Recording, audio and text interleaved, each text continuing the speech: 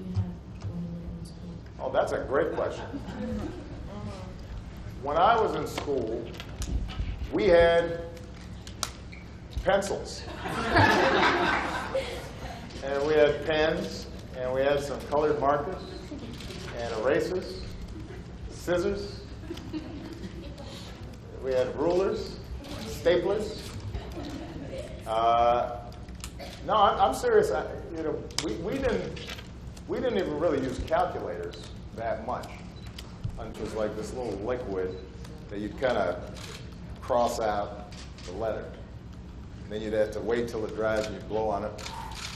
And then you'd type again. And then sometimes you got a tape that you could slip in there, but that was hard to do. And so where the margins were at the bottom, and if you're trying to do footnotes, you'd have to guess where you needed to stop. The whole thing was a hack. Sometimes it took you longer to type the paper than to write the paper.